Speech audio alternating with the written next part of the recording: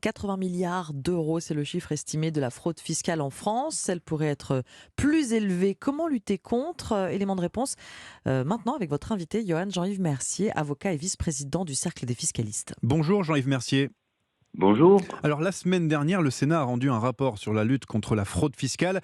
Un des enseignements de ce rapport, c'est qu'il est difficile aujourd'hui d'évaluer le coût de la fraude fiscale en France. On annonce 80 milliards d'euros, mais cela peut être beaucoup plus. Comment expliquer cette difficulté à connaître le chiffre exact ? Eh bien, la difficulté est de différents ordres. Euh, le Sénat prend en considération les résultats du contrôle fiscal, de l'ordre de 10 milliards par an à l'échelon national. Et en réalité, ce chiffre ne correspond pas de façon très pertinente à la fraude commise par les contribuables, car dans ce chiffre figurent des rectifications qui ont été adressées à des contribuables qui ne sont nullement des fraudeurs. Et c'est tout simplement parce que des contribuables ont pu, commettre une erreur dans la date d'enregistrement de charges de produits. Ce sont donc des contribuables qui sont en décalage et qui ne sont absolument pas des fraudeurs. Les Donc, sénateurs soulignent aussi que la France, contrairement à ses voisins britanniques ou encore aux États-Unis et au Canada, ne dispose pas de moyens de contrôle suffisamment efficaces face à la fraude. C'est ça aussi qu'il faut faire, peut-être étoffer l'arsenal législatif existant pour évidemment connaître un petit peu mieux ces chiffres et mieux contrôler cette fraude fiscale. bon, je dirais pour ma part que je n'ai pas lu vraiment les choses comme vous le dites. Ce que les sénateurs notent, c'est que ces pays se sont dotés de techniques d'évaluation de la fraude, du chiffrage de la fraude, ce que n'a pas fait la France. Mais à vrai dire, je ne pense pas que le vrai sujet soit d'évaluer ce qu'est le montant de la fraude, puisque c'est une mission quasi impossible.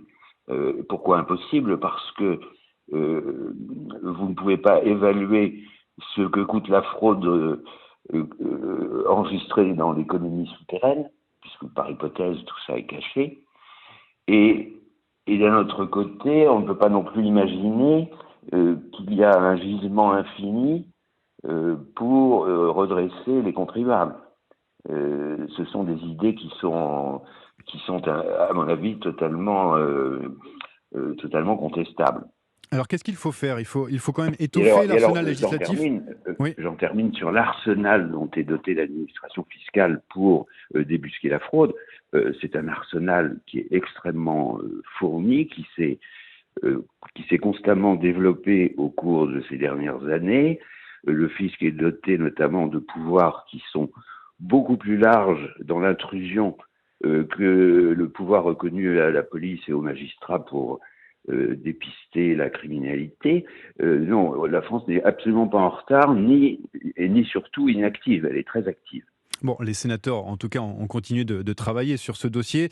Ils ont dessiné 20 recommandations pour étoffer l'arsenal existant, se basant sur 4 axes, dont l'un d'entre eux que vous décriez dans une tribune du Figaro. Vous vous alarmez sur le fait que le fisc puisse désormais s'appuyer sur l'exploitation de données indirectement en libre accès sur Internet via des codes personnels, notamment les réseaux sociaux, les plateformes collaboratives ou photos, à l'aide d'algorithmes. C'est dans le rapport, toujours. Alors, pour vous, ce n'est pas une bonne idée. Eh bien, écoutez, il me semble que il y a dans cette idée quelque chose d'extrêmement dangereux pour ce qui est du respect de la vie privée. Les réseaux sociaux, Instagram et autres, sont des lieux d'échange entre personnes qui ont consenti à se communiquer des informations ou des réactions, etc. Il me semble que le pouvoir qui serait donné à l'administration de s'immiscer dans ces conversations de caractère privé ou ces échanges de caractère privé serait extrêmement perturbante sur le plan du respect de la vie privée, étant donné que ce serait une intrusion en